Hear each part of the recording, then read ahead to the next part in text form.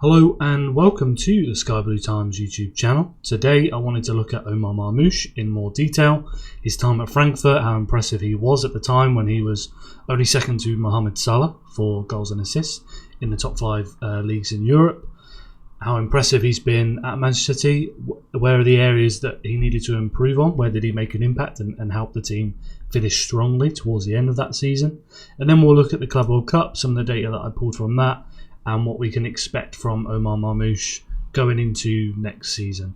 So if we start with his time at Frankfurt, and before he made that move to Manchester City, this was a player looked at by near enough all fans of all clubs in Europe, looking at a top striker they could possibly get. And when you think about the summer that we've got right now, all the strikers that are on the move, when you think about the fee that Manchester City pay compared to the fee that is reported for other players, even Hugo Ekitike that's at the same club, Frankfurt want 100 million euros for him. City paid, I believe, 75 million euros for Marmoush. You think about all those sort of things in this market, actually in hindsight, that was a good deal for City to pick him up. If they were trying to buy him this summer, not only could they have been out of the Champions League, and the picture would be very different, but also the competitors for those players, for Marmoush, would be different. There would be other clubs that would be interested that Frankfurt could play off and drive that price even higher, much more towards the 100 million euro mark, if not more. Bearing in mind that by the time that he left Frankfurt, he was either odds on to be or is in the top 3 for players of the season in the Bundesliga. He was in incredible form. Frankfurt eventually finished in the Champions League. He would have been a part of that team that finished in the Champions League, and obviously his totals would only have continued to go up with the form that he did have throughout the first half of the season in the Bundesliga. So that's important to bear in mind. Now at Frankfurt, he got 15 goals and assists, 15 goals, 9 assists in 17 starts in the Bundesliga during the first half of the season. Here is all the goals and assists, as you can see in the purple. These are the assists that he's played, and then in the red is his goals. 4 goals from the penalty spot. You can see, I think it's 3 goals there from corners. So that's something that we knew when he made the move to Manchester City, and we did see in games that he's somebody that is going to be dangerous from set pieces, as well as that he's scored from free kicks. So that's a couple of these out here, as well as a shot from distance, as we saw with Manchester City, and we'll touch on a bit later. He is a guy that can get the ball from deep, drive into central positions and shoot from long range. And not so much kind of movement attacking the 6-yard box, much more centrally dropping off, working with Hugo Ekitike. He arrives in the 6-yard box. Marmoush drops more into the middle of the box, finding the kind of pockets of space that is left after Hugo's making his runs towards the goal. But yeah, very impressive numbers, obviously, in very good form. A lot of ways that he can hurt the opposition if you watch across those matches.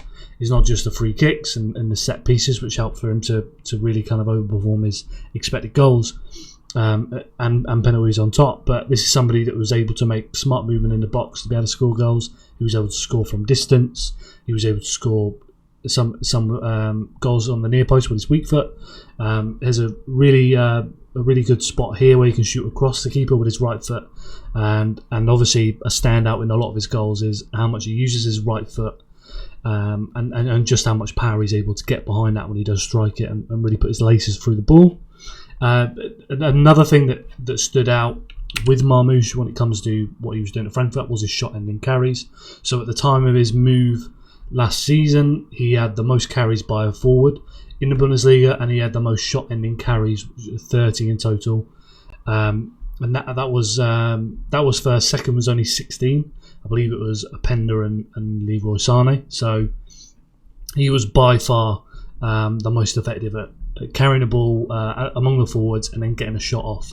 And when you're looking at Manchester City at the time, when they were looking for players to bring in, what's one thing they were definitely struggling with? It was having their attacker players being able to get into good positions in the final third and get shots off.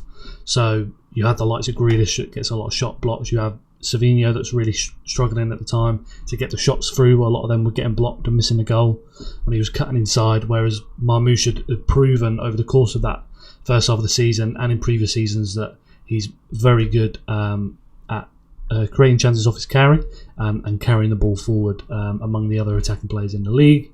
He has a shot volume 4.66 per 90 when he was at Frankfurt, and then that's 2.11 shots on target per 90. So you're buying somebody with a huge volume of shots. I believe Savinho was around 3 shots per 90, but as we saw over the course of the season, this wasn't somebody who was getting a lot on target and then scoring a lot of goals. And then Doku's shot volume dropped over the course of last season to less than 2. So when you're talking about your two kind of main options to play out wide, the shot volume isn't really there from Erling Haaland. Obviously, Jack Grealish has his issues that he was unavailable or not able to perform for a majority of the season. You then got Phil Foden, that's not really in the same form. If he was, then he's somebody that would give you a lot of shot volume and a lot of goals, but he wasn't.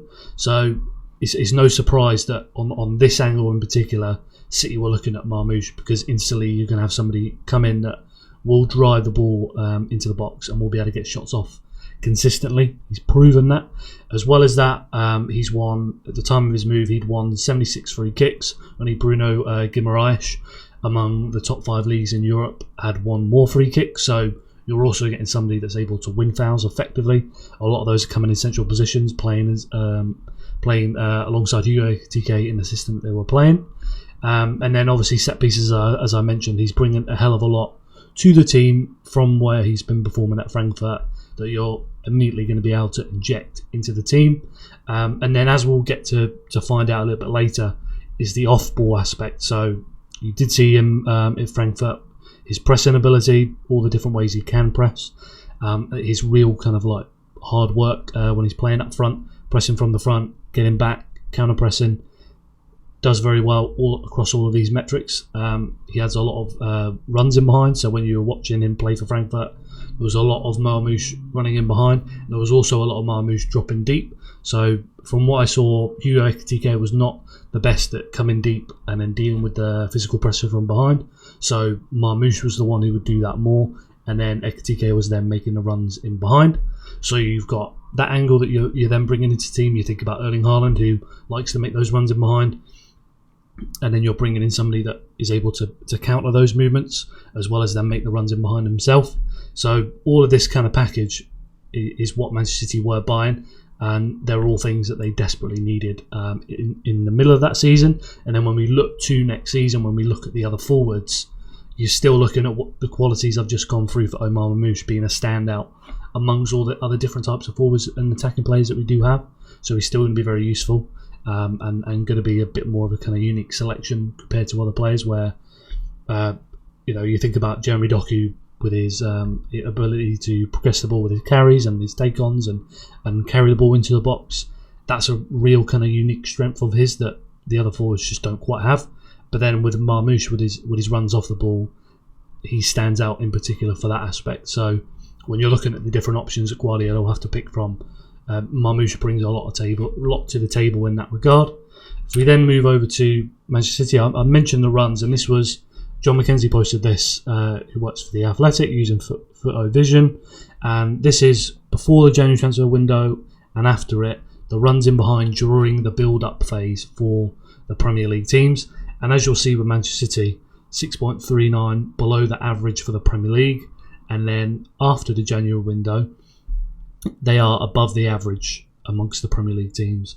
You look at within that, Liverpool in the first bit, 9.57, City down from 6.39. So really does show you the difference in the way that Manchester City were playing, and not having that kind of movement to make the runs in behind then doesn't allow you to so you make those runs in behind. You then are able to create more space in front of the back line, which then helps City to be able to progress the ball. And when Marmoush came into Manchester City, what you did get to see is Guardiola adapt more with a midfield three. That midfield three would drop deep. You then have Erling Haaland and Omar Marmoush as your two strikers that are able to pin the centre-backs, make runs in behind, and ask the question, do you want to follow me? So if you stay tight, then I can make that runs in behind and open up space. If you don't want to stay with me, then I can drop deep, and now I'm a player free between the lines for the midfielders to then pick out.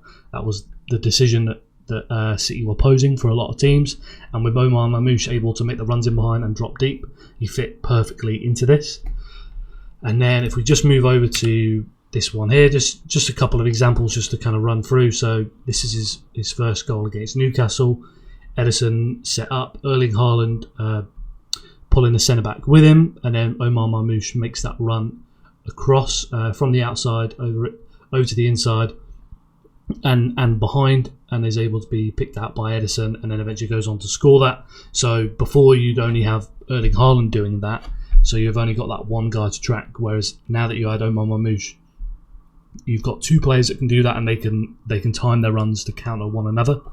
And then this one over here as well is a different type of movement, him making that run behind the back line, but when Newcastle were a little bit more settled in their shape, and then he's able to make a nice touch inside and then has his finish to score his goal. So these are two different examples of the movement that you get from Omar Marmoush that you just weren't getting from a lot of the other City players at the time, whether it would be due to injury, due to form, or just a different type of players, or players that you get to learn that kind of movement and do it more consistently. You think about the goal Jeremy Doku scored against Juventus. Great movement. We'd love to see more of it. But when we roll the time back to in the middle of the last season, you just weren't seeing that kind of level of movement from all the attacking players. So Marmoush immediately comes in and offers that. We then move over to this example here. So I talked about him being a real threat shooting from distance, and in this one, Omar Marmoush drops, Kovacic obviously deep there. You look at all this space here as Bournemouth have picked up other players, and Marmoush is able to pick up the ball from deep, spot that space, drive into it, and then is a threat to score and shoot from distance, as he does here, and that ended up being the goal of the season from Marmoush. And it's an example of one of his qualities that when we're looking at Savinho, when we're looking at Jeremy Doku, we're not going to be confident the two of them are definitely going to be able to do that, particularly last season. So Omar Marmoush comes in right away and offers that. Somebody like Bernardo Silva, Ilkay Gundogan, Kovacic as well. When you're looking at midfielders that they had as well during that season, there's not a lot of players there that were able to offer a shooting threat from distance. So that's one of the things Omar Marmoush came in during the season, was able to bring to the team. During that season, 7 goals, 0 assists in 14 starts. So when you're looking at those numbers and you're kind of looking to how he would do next season, you'd like to see those numbers go up in terms of the goals and provide more assists, which we'll eventually get onto a bit later in this video. And then the last thing just to mention on the kind of pressing improvement. So before Omar Marmoush came into the Manchester City team, they were conceding 1.32 non-penalty XG per 90. And then after Marmoush joined the team to the end of the season, they were conceding 1.08 non-penalty XG per 90. So that has reduced the quality and number of chances the opposition were getting, had reduced, and part of that, not in all of it, but a part of that was that Omar Marmoush was coming in and being able to add his work rate, his pressing ability from the front and apply pressure to the opposition high up the pitch that they just weren't getting from their players earlier in the season. Just move over to this one here. I just wanted to show you Haaland's shot map from last season and then compare it to Omar Marmoush. So this is for Haaland all of last season for Manchester City. As you can see here by the key, the goals in green, yellow shots on post, saved blue. In the pink kind of purple is the blotter shots, and then in red is your missed shots. And for Erling Haaland, picks up a lot of good chances and a lot of goals from getting inside the 6-yard box, and obviously a lot of these centrally. Less so we see him shooting from distance. It's all about what he's able to do with his movement inside the box. And then if we move over to Omar Marmoush, this is from both his time at Frankfurt and his time with Manchester City on one. Then, as you can see here, when we're talking about the 6-yard box with Erling Haaland, there's only one goal here from Omar Marmoush, and then you've got one chance here that is saved. And then apart from that, he's not really attacking the 6-yard box, and that's something to bear in mind for next season. If Omar Marmoush is playing instead of Erling Haaland, when he's rotating and resting him, coming on for substitute appearances, then he's going to bring that running in behind element that we talked about earlier in the video. But the movement in the 6-yard box, he is clever enough. He does have the finishing ability, but arriving more in those places to be able to score, he doesn't do enough. And part of this will be that he's played with Erling Haaland and he's played with Hugo Ekitike, who would be making those kind of runs. But when we're looking to next season, we'll want to see Omar Marmoush do better when he's in place of Erling Haaland in the 6-yard box, getting more shots off and arriving in the right places. And we have seen in a few games when he was playing in place of Erling Haaland that he just wasn't making those runs at the right time. There were games in the Club World Cup where that ball was played across the 6-yard box and nobody was there, and you're thinking, why isn't Marmoush arrived in that 6-yard box? That is something he'll have to improve over the course of next season if he wants to pick up more goals. And then obviously you can see all the goals that he does score across the centre of the box, and the fact that he's willing to take these shots from distance, which Erling Haaland doesn't do enough of. But Omar Marmoush will take those opportunities, and that's just a little bit of a difference between the two players. And maybe we see something change with Haaland in the future, but primarily he is a penalty box striker. As good as his striking is, he definitely can score from distance, but primarily what he's doing is attacking that penalty box. And then if we just move over to this one over here, this is just a shooting angle one that I found. And just to show that if Omar Marmoush always uses right foot predominantly, you won't want him on the right wing if you want him to score. So if you look at this angle over here, you've got one goal, but a lot of his goals, this cluster on the right hand side where he can really open up and drill it into the corner. So he picks up a lot of goals over here, obviously through the middle of the box, but he's rarely going to be able to score from over this side. And what you would see if you played Marmoush more on the right wing is that instead of using those opportunities he gets into, the space he finds himself into to score, he's going to look to create and play passes into players inside the box, or when he's in there trying to make a pass, cut back, etc. to a teammate. So that might be something we see in the future. Omar Marmoush pick up some minutes on the right wing, but as it stands with Oscar Bob, with Savinho, I doubt we're going to see him play very few minutes there. And in reality, you want him to be on the pitch to be an additional shooter, to be able to score goals, and that's going to come better for Marmoush when he's playing on the left side, particularly when you're going to be able to find him in these pockets of space here to be able to open up and shoot across the goal, and really put his foot through the ball.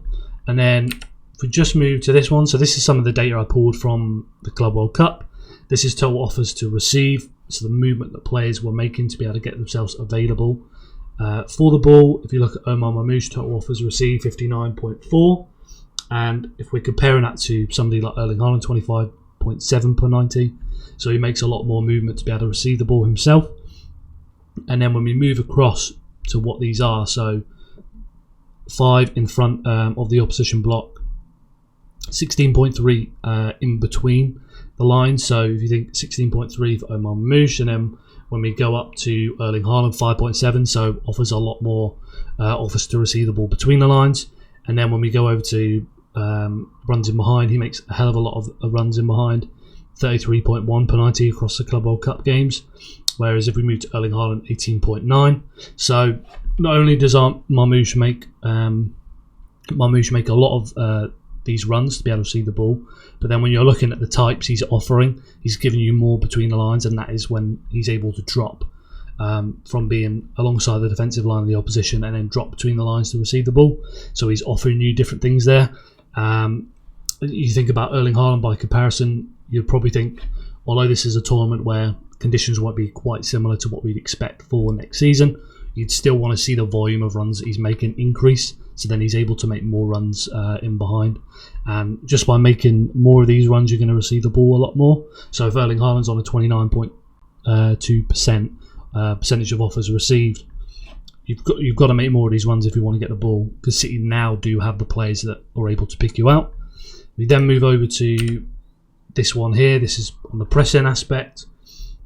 So you've got pressing direct, Omar Marmoush 3.8, Erling Haaland 1.1. So you're already getting somebody in Marmoush that is more involved with the direct pressing onto an opposition player with the ball, and then indirect pressing, which is an opposition player without the ball.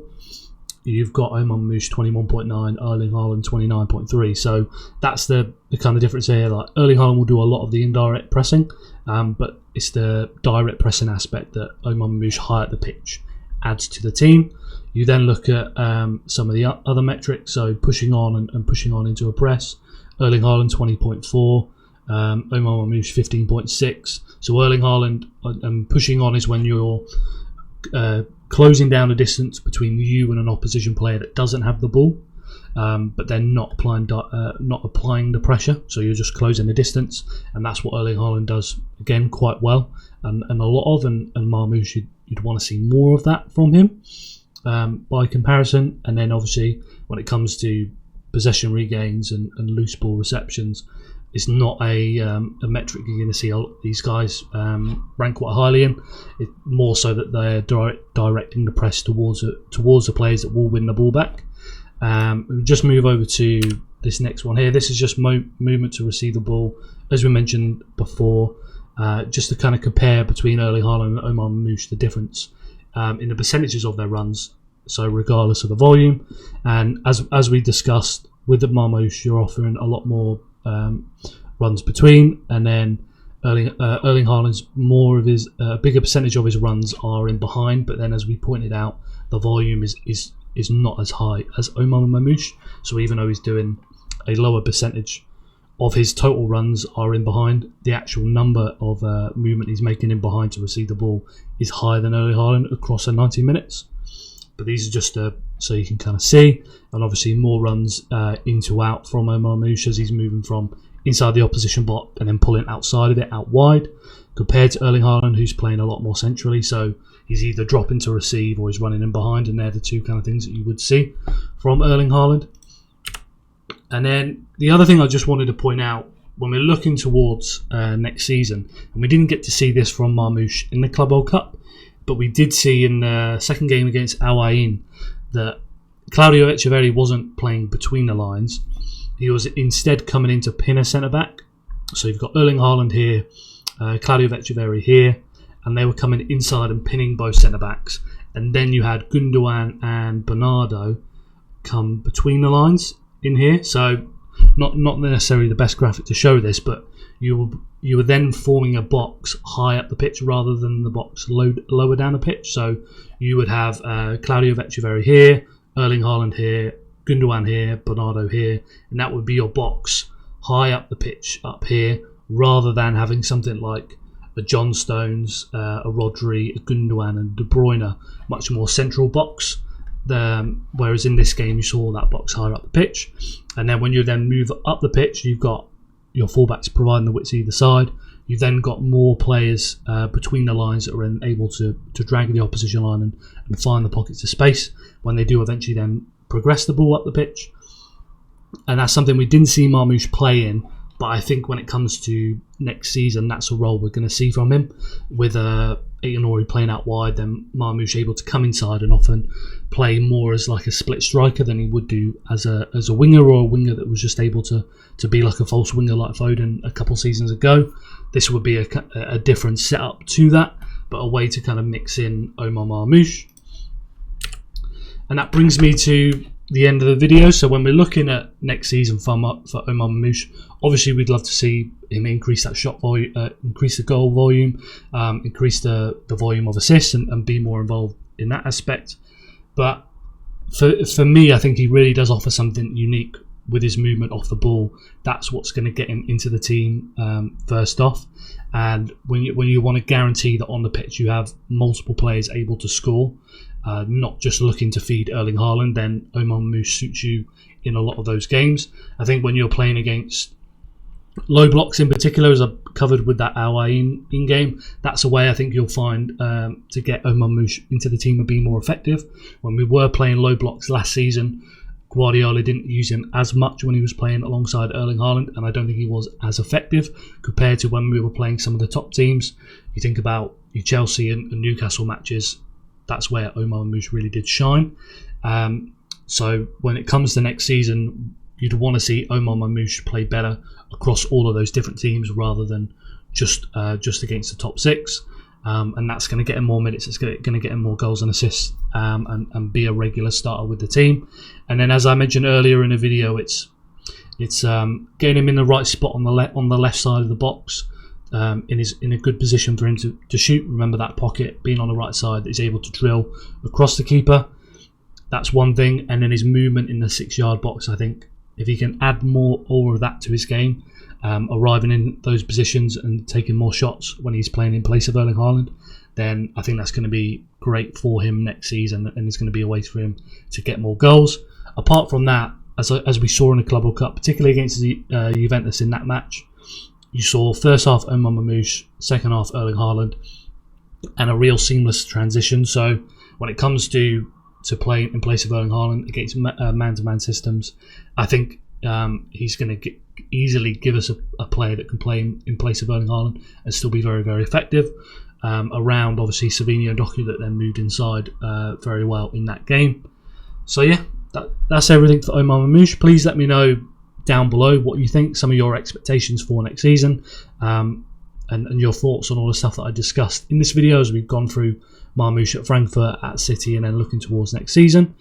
Otherwise, make sure you like the video, make sure you subscribe so you don't miss out on the next one, and we'll be back with plenty more content this week.